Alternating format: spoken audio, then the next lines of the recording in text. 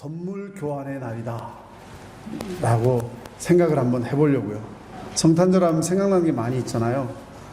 산타도 있고 크리스마스 트리도 있고 새벽송도 있고 휴가도 있고.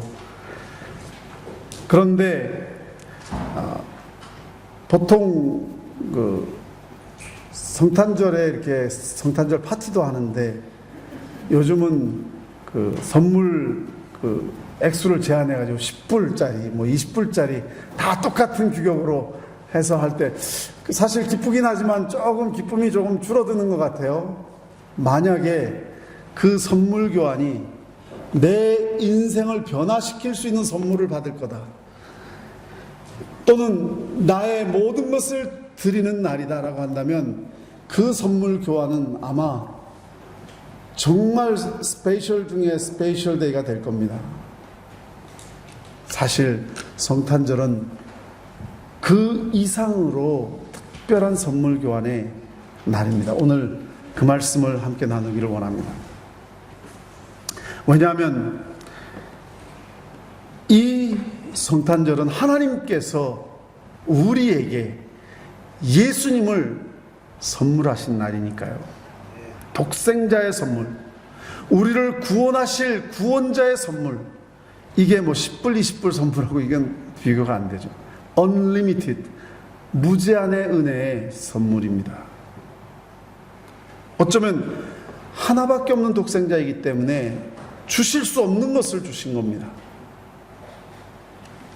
그런데 이 선물을 그냥 주신다고 다 잘 있게 되는 건 아닌 것 같아요.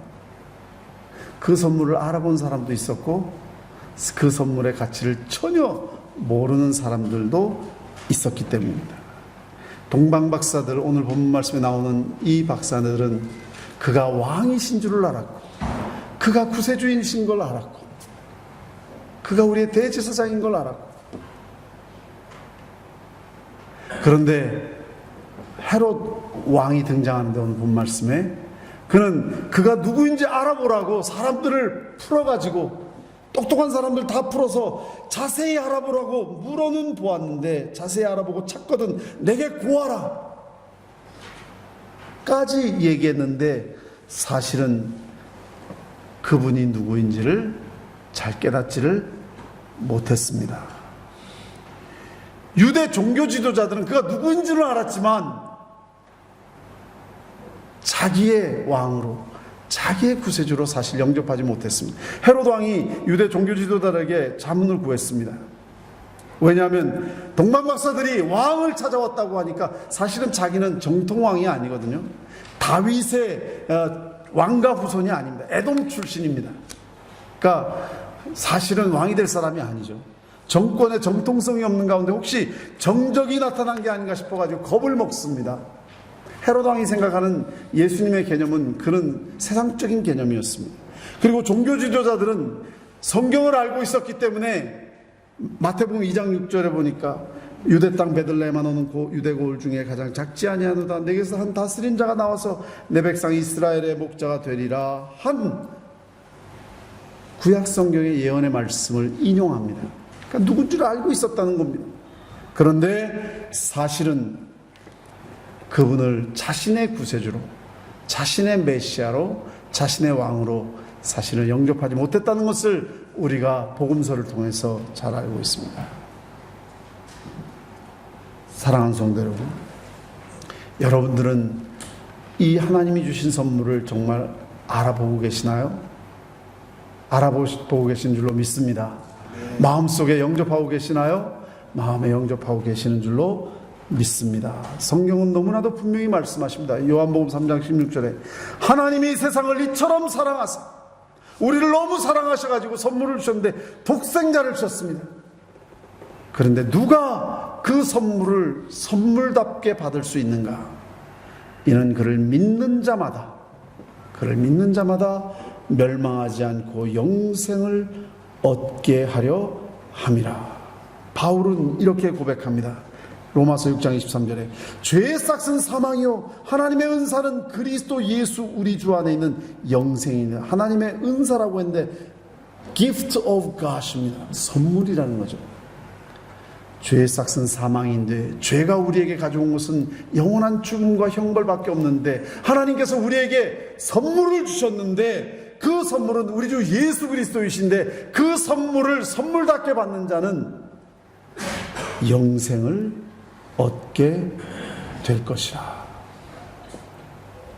이 세상에서 단 한 사람도 내가 죄가 없다고 할 사람이 없습니다. 하나님 나라에 들어갈 자격이 있는 자가 없습니다.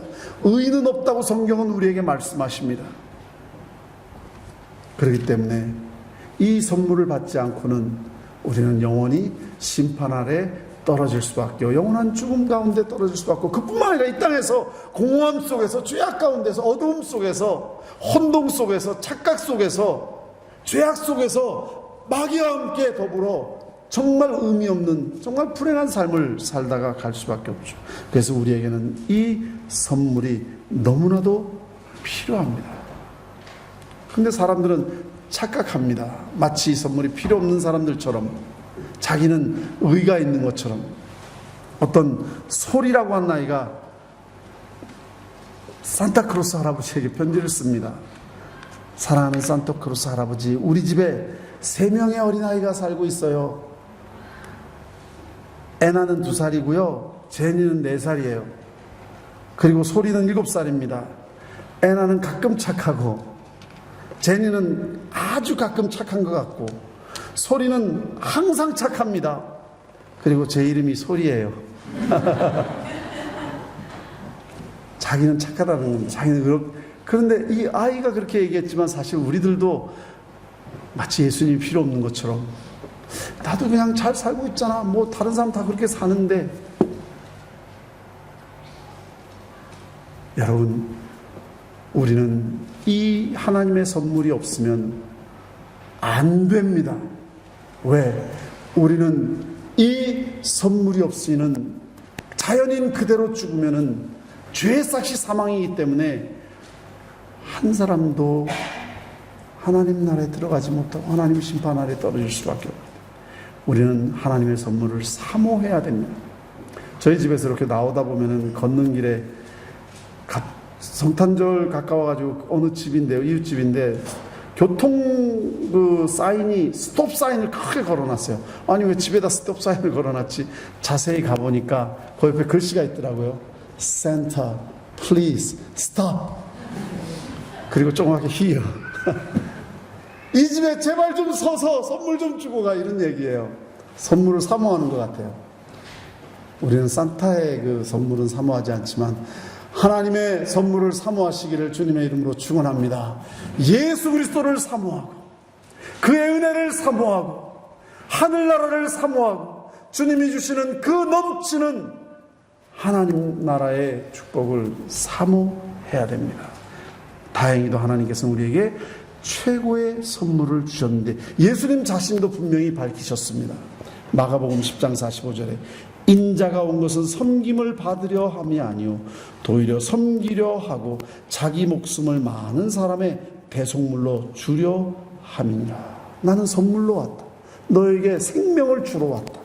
도둑이 오는 것은 도둑질하고 죽이고 멸망시키려는 것뿐이요 내가 온 것은 양으로 생명을 얻게 하고 더 풍성히 얻게 하려 하는 것이라. 나는 선한 목자라. 선한 목자는 양들을 위하여 목숨을 버리거니. 아버지는 독생자를 선물로 주셨고 독생자 예수님은 우리에게 생명을 선물로 주시고 선물을 주셨습니다. 왜 안 받으십니까? 받으셔야 됩니다. 그 선물을 누리셔야 됩니다. 그런데 그 귀한 선물을 받은 사람은 이 땅에 사는 동안에도 하늘나라의 기쁨을 누린다고 했습니다. 그들이 별을 보고 매우 크게 기뻐하고 기뻐하였다. 그의 별을 보고 크게 기뻐했다고 했습니다. 누가? 동방박사들이. 이 동방박사들은 이 별의 의미를 알고 있었습니다. 하나님의 선물이 얼마나 귀한 것인지 그 귀한 선물을 알아보고 마음에 영접할 때에는 기쁠 수밖에 없습니다. 생각해 보십시오. 하나님이, 천지창조 하나님이, 나를 만드신 하나님이 나를 사랑하셔서 생명의 구원자 독생자 예수님을 선물로 주셨을 때에 얼마나 기쁘겠습니까? 다윗은 그 기쁨을 이렇게 노래합니다. 여호와는 나의 목자시니 내게 부족함이 없으리로다. 그가 나를 푸른 풀밭에 누이시며 쉴만한 물가로 인도하시는도다. 예수님이 우리에게 목자로 오셔서 생명을 주신다는, 그리고 나를 지켜주신다는 이 기쁨의 소식은 한 사람도 예외 없이 그것을 듣고 마음에 새기고 영접하는 자에게는 기쁨이 넘치게 될 줄로 믿습니다. 성탄절에 기쁨이 아직 느껴지지 않으십니까? 아직 예수님을 선물을 마음속에 받지 않으신 분들입니다. 받으면 기쁩니다. 받으면 기쁩니다. 뿐만 아니라 그분을 선물로 받은 사람들은 온전한 평안을 누립니다. 누가복음 2장 14절에 보니까 지극히 높은 곳에서는 하나님께 영광이요 땅에서는 기뻐하신 사람들 중에, 기뻐하신 사람들이 누군가요? 예수님을 선물로 받은 자들. 평화로다. 평화로다. 우리에게 오신 예수님은 우리의 목자가 되어주실 것이고, 세상에서 그 어떤 고통과 역경과 고난을 당해도 끝까지 보호해 주실 분입니다. 지켜주실 분입니다. 예수님이 목자로서 우리를 얼마나 철저히 보호해 주시는지 우리가 알아야 됩니다. 요한복음 10장 27절에 보니까 이렇게 기록되어 있습니다. 내 양은 내 음성을 들으며 나는 그들을 알며 그들은 나를 따르느니라. 내가 그들에게 영생을 주더니 영원히 멸망치 아니할 것이요 또 그들을 내 손에서 빼앗을 자가 없느니라. 나는 나를 영접하는 자에게 내 생명을 줄 것이고 구원을 줄 것이고 한 사람도 그들을 해할 자가 없을 것이고 내 손에서 빼앗을 자가 없으리. 끝까지 책임지시겠다는 것입니다. 마음속에 그런 주님을 모시고 있다면 이 세상의 어떤 환경이나 어떤 어려움이나 어떤 두려움이나 어떤 위협들, 그것을 건드릴 수가 없습니다. 완전히 그 두려움과 염려와 근심의 핀을 뽑은 겁니다. 더 이상 우리에게는 그런 것들이 우리 마음속에 두려움이나 위협이 되지 않는다는 것이죠. 예수님을 모시지 못한 헤롯은 자신이 왕의 직위에 있으면서도 지금 두려움 속에 떨고 있습니다. 두렵습니다. 평안이 없습니다. 기쁨이 없습니다. 그러나 그 어떤 상황 속에서도 예수님을 목자로 영접하신, 선물로 받으신 여러분들은 하나님 나라의 기쁨과 참 평안을 누릴 줄로 믿습니다. 믿습니다. 여러분들은 예수 그리스도 안에서 구원을 받을 수 있습니다. 예수 그리스도 안에서 죄의 용서함을 받을 수 있습니다. 예수 그리스도 안에서 마음의 영원한 평안을 누릴 수 있습니다. 또한 주님 안에서 참 하늘나라의 기쁨을 누릴 수 있는 것이죠. 이렇게 예수님을 알아본 동방박사들이 가져온 선물들이 있습니다. 황금과 유향과 모략입니다. 황금이라는 것은 가장 귀한 보석 중에 하나죠. 역사 속에서 늘 신과 관련된 금속으로 많이 사용되었고 권세와 힘의 상징, 부의 상징이었던 것입니다. 즉 왕께 드리는 선물이죠. 사도들과 비슷한 시대를 살았던 로마의 철학자 세네카는 이런 말을 하죠. 황금을 가지지 않고는 누구도 왕에게 나아갈 수 없었다. 그 당시에. 그러니까 황금이라는 것은 왕에게 드리는 선물이었습니다.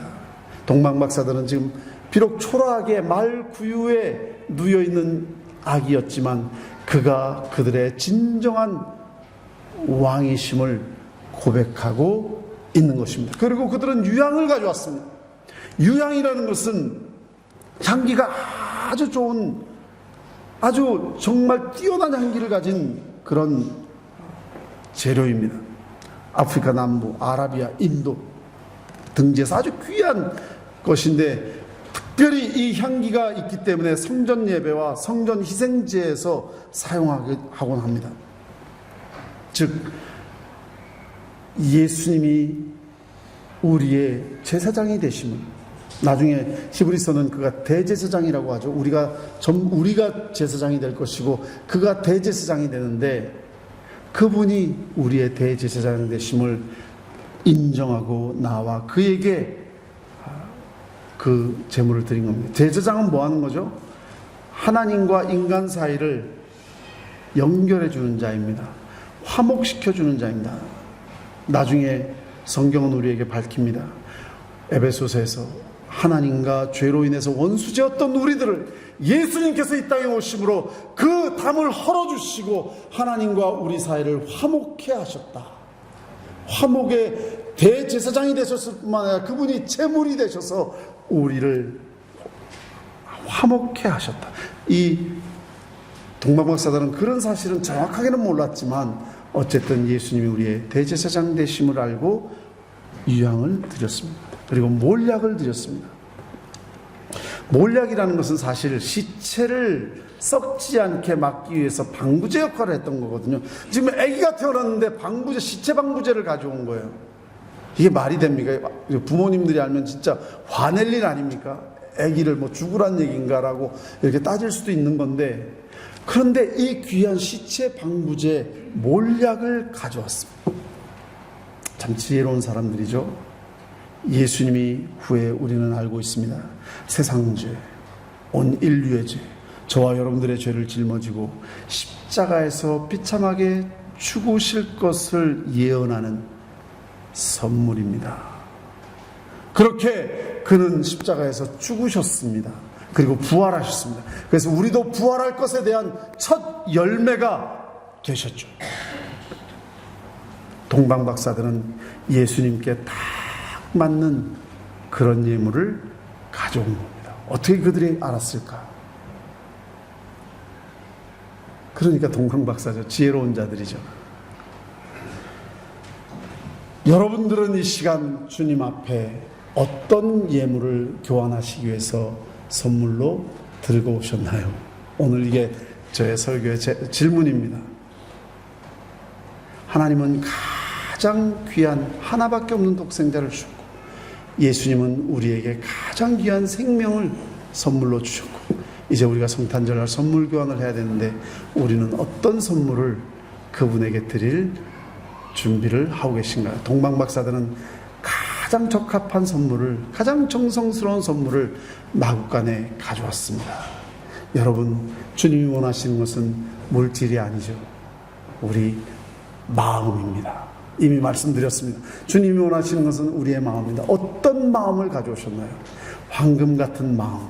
황금은 변하지 않기 때문에 금입니다. 그렇죠? 정말 우리 마음에 하나님을 향한 충성스러운 변함없는 그 내가 죽어도 죽도록 충성하겠다는 그 마음 하나는 적어도 주님 앞에 가져올 수 있기를 주님의 이름으로 축원합니다. 네. 정말 어제나 오늘이나 영원토록 변함없는 주님 앞에 우리도 주님 모습 닮아서 이제 주님 앞에 이 성탄절을 맞이하면서 이제는 두 마음 품지 않겠습니다. 세상과 하나님 사이에서 머뭇거리고 우물쭈물하고 아닙니다. 이제는 순수한 황금 같은, 순수한 금 같은 충성의 마음을 주님 앞에 드립니다. 그리고 왕 되신 주님, 이제 내 마음속에 왕이 되어 주시옵소서. 유향 같은 마음을 주님 앞에 드리려고 합니다. 내 마음에 향기가 나기를 원합니다. 그런데 죄로 가득 찬 마음이 어떻게 향기가 나겠습니까? 썩은 냄새밖에 안 나죠. 이제는 주님 앞에 향기 나는 유향 같은 마음으로 나오기 위해서 이 성탄절을 통해서 내 죄악을 씻어야 됩니다. 어떻게 씻나요? 회개하는 마음, 회개하는 마음. 철저하게 하나님, 내 교만을 깨트려 주시옵소서. 내 더러움을 깨트려 주시옵소서. 내 욕심을 깨트려 주시옵소서. 내 미움과 내 시기와 내 마음속의 인간적인 생각들 다 깨트려 주시옵소서. 형제를 바라보는 그 편견의 눈도 깨트려 주시고, 이제는 내 눈에 들보를 보게 하여 주시옵소서. 누가복음 6장 41절 말씀과 같이 형제의 눈 속에 있는 티는 보고 내 눈 속에 있는 들보를 깨닫지 못하느냐 외식하는 자여, 하나님이 외식을 깨트려 주시옵소서. 향기나는 회개의 아름다운 선물을 주님께 드릴 때 주님은 그것을 기뻐하십니다. 다른 거 기뻐하는 것이 아니라 상한 심령, 깨어진 심령, 제일 기뻐하시죠. 몰약 같은 마음을 주님 앞에 드리십시다. 몰약이라는 것은 사실 죽은 자에게, 시체에게 뿌리는데, 시체를 죽음을 드린다고 하는 것, 예수님께서 십자가를 지신다는 것은 사명이었습니다. 그리고 태어나시면서 죽으실 때까지 그 사명을 위해서 달려가시죠. 겟세마네 동산에서 정말 기도하실 때에 땀이 흐르는데 피와 같이 흘렀다고 했습니다. 그 사명을 머릿속에 기억하신 것이죠. 죽음이라는 것은, 십자가라는 것은 헌신입니다. 사명을 향한 헌신입니다. 여러분, 우리는 주님 앞에 정말 그런 사명을 향한, 인생의 사명을 향한 그러한 마음의 헌신을 드리고 있나요? 바울은 그의 사명에 대해서 자신의 헌신의 동기를 다음과 같이 표현합니다. 고린도후서 5장 14절. 그리스도의 사랑이 우리를 강권하시는도다. 강권하다는 끌어당긴다는 것입니다. 바울이 그렇게 한 것은 자신을 구원해 주신 예수님을 향한 사랑, 그 사랑에 감격해서, 그 사랑에 감동되어서, 그 사랑에 끌려서 그 은혜를 갚기 위해서 자신을 드리지 않을 수가 없었다는 것입니다. 예수님도 아버지 하나님을 향한 그 사랑으로 인해서 자신을 죽기까지 헌신했습니다. 사랑하는 성도 여러분, 지금 이 시간 성탄절을 맞이하면서 하나님, 주님을 향한 사랑이 너무 식어졌습니다. 세상을 향한 사랑이 너무 커져버렸습니다. 하나님, 이제 주님을 향한 이 사랑을 강권하는 능력으로 나를 변화시켜 주시옵소서. 그래서 주님을 향한 사명이 더욱 분명해지게 하시고, 주님을 향해서 더욱 동방박사의 선물을 주님 앞에 바치듯이 내 마음을 이제 드리게 하여 주시옵소서. 사랑하는 성도 여러분, 이제 그리스도 앞으로 나아오십시다. 가장 귀한 선물을 우리가 보고만 있지 말고 마음속에 믿음으로 영접하십시다. 받아들이십시다.